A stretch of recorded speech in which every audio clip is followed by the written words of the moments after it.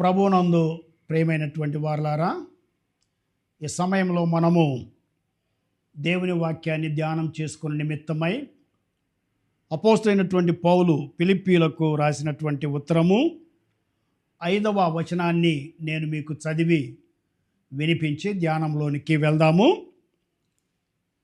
క్రీస్తు యేసునకు కలిగిన ఈ మనస్సు మీరును కలిగి ఉండుడి. క్రీస్తు యేసునకు కలిగిన ఈ మనసు మీరును కలిగి ఉండుడి. అపోస్తలుడైనటువంటి పౌలు రచించినటువంటి 14 పుస్తకాల్లో ఈ ఫిలిప్పీ పత్రిక చెరసాల్లో నుండి వ్రాశాడు. మనందరికీ తెలుసు, ఈ పత్రిక 4 అధ్యాయాలు చదువుతూ ఉంటే ఈ ఫిలిప్పీ సంఘస్థులు చెరసాల్లో ఉన్నటువంటి పౌలుకు కొంత గిఫ్ట్ పంపించారు, కొన్ని బహుమానాలు పంపించారు.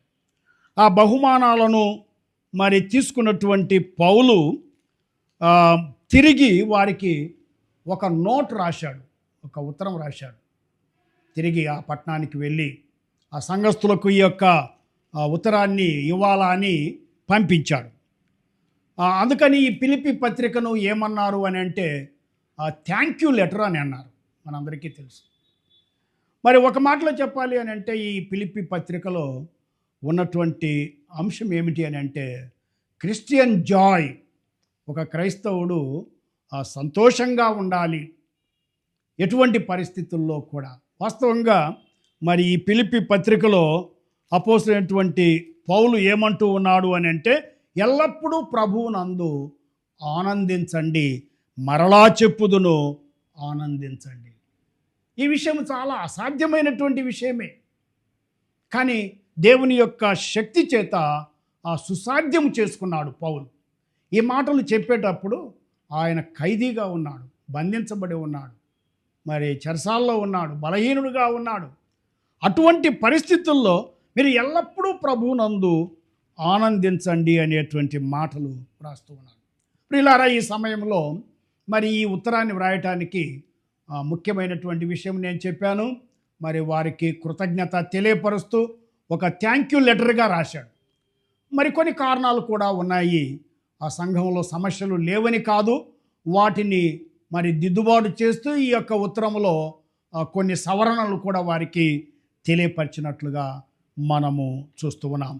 ముఖ్యంగా ఈ ఫిలిప్పీ పత్రిక 2వ అధ్యాయము 5వ వచనములో క్రీస్తు యేసుకు కలిగిన ఈ మనస్సు మీరును కలిగి ఉండండి. దానికంటే ముందుగా 2వ వచనములో ఏమంటున్నాడంటే మీరు ఏక మనస్కులగునట్లుగా ఏక ప్రేమ కలిగి ఏక భావము గలవారుగా ఉండి ఒకదాని యందే మనస్సుంచుచు నా సంతోషము సంపూర్ణము చేయుడి. ఏక మనస్సు గలవారై ఉండండి. క్రైస్తవులారా, ఈ నూతన సంవత్సరంలో మీరు ఐక్యముగా ఉండండి. యూనిటీని గురించి 2వ వచనములో మాట్లాడుతున్నాడు. 3వ వచనములో ఏం మాట్లాడుతున్నాడు అని అంటే కక్ష చేతనైనను వృధాతిశయము చేతనైనను ఏమీయూ చేయక వినయమైన మనసు గలవారై ఒకనిని ఒకడు తన కంటే యోగ్యుడని ఎంచుకొనండి. హ్యూమిలిటీ అంటే వినయం కలిగి ఉండండి.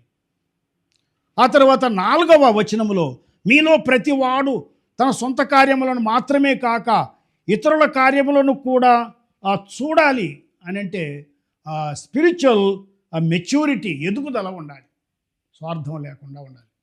ఈ విషయాలు చెప్పిన తర్వాత ఐక్యతను గురించి, వినయాన్ని గురించి, మెచ్యూరిటీని గురించి, ఆత్మీయ ఎదుగుదలను గురించి చెప్పిన తరువాత ఆ ఫిలిప్పీ సంఘస్థులకు ఏమంటూ ఉన్నాడు అని అంటే క్రీస్తు యేసునకు కలిగిన మనస్సు మీరును కలిగి ఉండండి.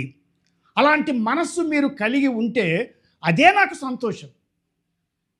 క్రీస్తు యేసునకు కలిగినటువంటి మనస్సు మీరు కలిగి ఉంటే ఎంతో ఆత్మీయంగా ఆ ప్రయోజనము ఉంటుంది అనేటువంటి విషయాన్ని తెలియపరుస్తూ ఉన్నాడు. ఈనాడు సంఘాల్లో కూడా అన్నిటికంటే ముఖ్యంగా మనకు కావాల్సింది ఏంటంటే క్రీస్తు యేసునకు ఉన్నటువంటి ఆ మనస్సు మనకు కూడా ఉండాలి. మనస్సు అంటే ఏంటి? మనస్సు అంటే అదొక వస్తువా? కాదండి. మన అంతరాత్మ, ఆంతర్య పురుషుడు, మన హృదయం. మరి యేసుక్రీస్తు యొక్క మనస్సు ఎలాంటిదో మనం అర్థం చేసుకోవాలి అని అంటే సువార్తలను చదవాలి. ఆయన సేవను మనం అర్థం చేసుకోవాలి. యేసుక్రీస్తు యొక్క మరి రాకడ ఉద్దేశం ఏమిటో మనం గమనించుకోవాలి. ఆయన ఎలాంటి హృదయం కలిగినటువంటి వాడు. క్రీస్తు యేసునకు కలిగినటువంటి ఈ మనస్సు మీరును కలిగి ఉండండి. యేసుక్రీస్తుకు ఎలాంటి మనస్సు ఉండిందో కొన్ని విషయాలు ఈ ఫిలిప్పీ పత్రిక 2వ అధ్యాయము మరి 2వ అధ్యాయము 2వ వచనము నుంచి 8వ వచనం వరకు నేను మీకు తెలియచేస్తాను. జాగ్రత్తగా చూడండి. 6వ వచనములో ఆయన దేవుని స్వరూపము గలవాడయుండి, ఆయన దేవుని స్వరూపము గలవాడయుండి దేవునితో సమానముగా ఉండుట విడిచిపెట్టకూడని భాగ్యమని ఎంచుకొనలేదు. ఆయన దేవుని స్వరూపము గలవాడయుండి, దేవునితో సమానుడు, దేవునిలో దేవుడు, దేవుని యొక్క మూర్తిమంతం. యేసుక్రీస్తు యొక్క మనస్సు ఎలాంటిది అని అంటే స్వార్థము లేనటువంటి మనస్సు. ఎందుకు స్వార్థము లేనటువంటి మనస్సు అంటూ ఉన్నాము అని అంటే, ఒకవేళ ఆయనకే స్వార్థం ఉన్నట్లయితే ఆయన పరలోకంలోనే ఉండిపోయేవాడు. దేవునితో సమానుడుగా, దేవునిలో దేవునిగా ఉండిపోయేవాడు. అయితే ఆయన స్వార్థము లేకుండా మనుష్యుడుగా మన కొరకై ఈ లోకానికి వచ్చాడు అనేటువంటి విషయాన్ని మనం జ్ఞాపకం చేసుకోవాలి. ఎంత పెద్ద మనసు ప్రభు అయినటువంటి యేసుక్రీస్తునకు ఉన్నదో అనేటువంటి విషయాన్ని మనము జ్ఞాపకము చేసుకుంటూ ఉన్నాం. ప్రియులారా, నేడు సంఘంలో అనేక సమస్యలు ఉన్నాయి, కుటుంబంలో అనేక సమస్యలు ఉన్నాయి. వాటన్నిటికీ కారణం ఏంటంటే క్రీస్తు యేసునకు ఉన్నటువంటి మనస్సు మరి మనలో లేదు అని మనం తప్పనిసరిగా చెప్పాలి. మరి ఈ 2వ అధ్యాయంలో యేసుక్రీస్తుకు ఉన్నటువంటి మనస్సు మరి పౌలు కలిగి ఉండాడు. ఆ పౌలు ఆత్మీయంగా ఎంత స్థాయికి ఎదిగాడు అని అంటే, నేను క్రీస్తును పోలి నడుచుకొనుచు ఉన్నట్లుగా మీరు నన్ను పోలి నడుచుకోనండి అని చెప్పగలిగినటువంటి ధైర్యము, సాహసము ఆ పౌలుకు ఉండింది. ఆయన స్వార్థము లేకుండా సేవ చేశాడు. మరి స్వార్థము లేకుండా మరి మాదిరిగా ఉండాడు. మరి ఈ 2వ అధ్యాయంలో పౌలుతో కూడా స్వార్థము లేకుండా పనిచేసినటువంటి తిమోతిని గురించి కూడా వ్రాస్తూ ఉన్నాడు. తిమోతి తన ఆత్మీయమైనటువంటి కుమారుడు. ఎక్కడ ఏ పని ఉన్నా కూడా, ఏ లోపము సేవలో ఉన్నా కూడా అక్కడికి తిమోతిని పంపించేటువంటి వాడు. తిమోతి అనేటువంటి పేరునకు దేవుని గణపరిచేవాడు అని అర్థం. తిమోతి అనేటువంటి వ్యక్తిని గురించి పౌలు వ్రాస్తూ, ఇదిగో ఇతని లాంటి వాడు మరెవడు కూడా లేరు, మిమ్మల్ని గురించి చింతిస్తూ ఉన్నాడు. అంత మాత్రమే కాకుండా ఈ 2వ అధ్యాయం 25వ వచనములో ఎపఫ్రాదీతు అనేటువంటి ఇంకొక వ్యక్తిని గురించి ప్రస్తావిస్తూ ఉన్నాడు. ఈ ఎపఫ్రాదీతు ఎలాంటి వాడు అని అంటే, అతడు ప్రార్థనాపరుడు, క్రీస్తు యేసునకు కలిగినటువంటి మనస్సును కలిగినటువంటి వాడు, ఇతరుల యొక్క క్షేమము కొరకు పాటుపడినటువంటి వాడు, మీ క్షేమము కొరకు పాటుపడేటువంటి వాడు. క్రీస్తు యేసునకు కలిగినటువంటి మనస్సు, ఆ మనస్సు ఎలాంటిది అని అంటే స్వార్థము లేనటువంటి మనస్సు. ప్రియులారా, ఈ సమయంలో మన మనస్సు ఎలాంటిదో పరీక్షించుకుందాం. రెండవదిగా, యేసుక్రీస్తు యొక్క మనస్సు ఎలాంటిది అని అంటే, ఈ ఫిలిప్పీ పత్రిక 2వ అధ్యాయం 8వ వచనములో, ఆయన ఆకారమందు మనుషుడుగా కనబడి మరణము పొందునంతగా, అనగా శిలువ మరణం పొందునంతగా విధేయత చూపిన వాడై తన్ను తాను తగ్గించుకొనెను. విధేయత చూపిన వాడై. యేసుక్రీస్తు యొక్క మనస్సు విధేయత కలిగినటువంటి మనసు. తండ్రి అయిన దేవుడు కుమారుడైన దేవుని భూలోకానికి పంపించినప్పుడు ఆయన ఈ భూలోకానికి వచ్చాడు. మరి తండ్రి అప్పగించినటువంటి పనిని ఆయన అక్షరాల నెరవేరుస్తూ వచ్చాడు. నా తండ్రి నాకు ఇచ్చినటువంటి పనిని సంపూర్ణముగా చేయటమే నా యొక్క సంతోషము, నా యొక్క చిత్తము అని ఆయన చాలా తేటగా తెలియపరిచాడు. తగ్గింపు స్వభావం మనందరికీ తెలుసు. యోహాను సువార్త 13వ అధ్యాయంలో శిలువ మరణానికి ముందుగా యేసు ప్రభు శిష్యులందరినీ పిలిచి ఒక పళ్ళెములో నీళ్లు తీసుకొని మరి శిష్యుల పాదాలు కడిగి ఒక రుమాల తీసుకొని తుడిచాడు. ఆ విధంగా చేస్తూ ఉంటే పేతురు ఆటంకాన్ని తెలియపరిచాడు. కానీ ఆ విధంగా ఎందుకు ప్రభువు చేశాడు అని అంటే, మనలో ఎవరు గొప్పవారు అని వారు వాదోపవాదాలు చేసుకుంటూ ఉంటే ఆ సమస్యను తీర్చడానికి యేసు ప్రభు తన్ను తాను తగ్గించుకున్నటువంటి ఆ యొక్క ఉదాహరణ మనం చూస్తూ ఉన్నాం.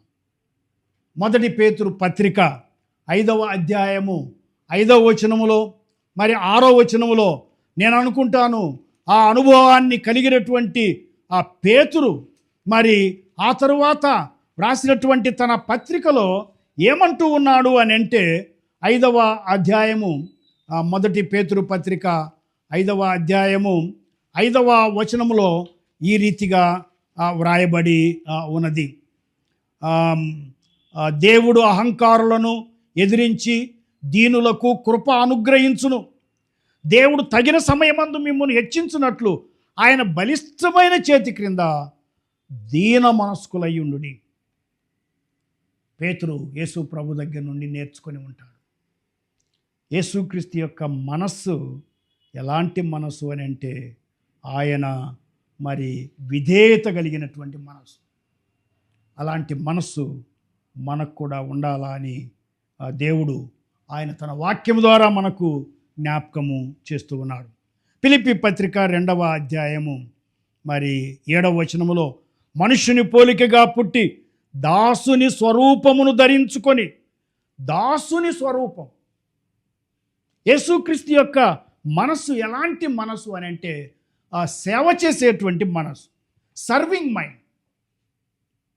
యేసు ప్రభు అన్నాడు మార్కు సువార్త 10:45లో, మనుష్య కుమారుడు పరిచారం చేయించుకొనుటకు రాలేదు, పరిచారం చేయుటకును అనేకులకు క్రయధనముగా తన ప్రాణాన్ని పెట్టడానికి వచ్చాడు. He came to serve and he came to lay down his life. Let us try to understand the mind of Christ in this new year. Then all the problems will be solved in our life. ప్రియులారా, క్రీస్తు యేసునకు కలిగిన ఈ మనస్సు మీరును కలిగి ఉండుడి. యేసుక్రీస్తు యొక్క మనస్సు ఎలాంటి మనస్సు అని అంటే, స్వార్థము లేని మనస్సు, మరి తగ్గించుకున్నటువంటి మనసు, విధేయత కలిగినటువంటి మనసు, ఆ సేవ చేసేటువంటి దానికి మరి తీర్మానం చేసుకున్నటువంటి మనసు. ప్రియులారా, ఎప్పుడైతే క్రీస్తు యేసునకు కలిగినటువంటి మనస్సును మనము కలిగి ఉంటామో ఫలితం ఏమిటో ఈ సందర్భంలో మీరు జాగ్రత్తగా ఆలోచన చేయండి. ఒకవేళ యేసుక్రీస్తు యొక్క మనస్సు మీకు అర్థమైందో లేదో మరలా మీరు ఈ పత్రిక చదవండి, సువార్తలు చదవండి. అంత మాత్రమే కాదు, ఈ పౌలు రాసినటువంటి పత్రికలు చదువుతూ ఉంటే పౌలు యొక్క మనస్సు కూడా ఎలాంటిదో మీకు అర్థమవుతూ ఉంది, మన మనస్సు కూడా ఎలాంటిదో మనకు అర్థమవుతూ ఉంది. మరి యేసుక్రీస్తు యొక్క మనస్సును మనం కలిగి ఉంటే మొట్టమొదటి ఫలితం ఏంటంటే, దేవుడు మహిమపరచబడతాడు.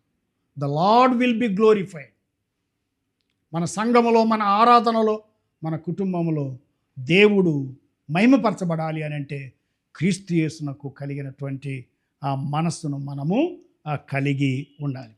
రెండవ ఫలితం ఏమిటి అని అంటే, దేవుని రాజ్య విస్తరణ మరి జరుగుతూ ఉంది క్రీస్తు యేసునకు కలిగినటువంటి మనస్సు. ఆలోచించండి, సంఘంలో క్రీస్తు మనస్సు అందరూ కలిగి ఉంటే ఏం చేస్తారు? కూర్చొని ఉంటారా? సేవ చేస్తారు, సువార్త ప్రకటిస్తారు, సంఘాలు స్థాపిస్తారు. దేవుని రాజ్య విస్తరణ జరుగుతూ ఉంది. అంత మాత్రమే కాకుండా క్రీస్తు యేసునకు కలిగినటువంటి మనస్సు మనము కలిగి ఉన్నట్లయితే ఒకరిని ఒకరము బలపరచుకోగలుగుతాం. ఎడిఫికేషన్, క్షేమాభివృద్ధి సంఘములో కలుగుతుంది.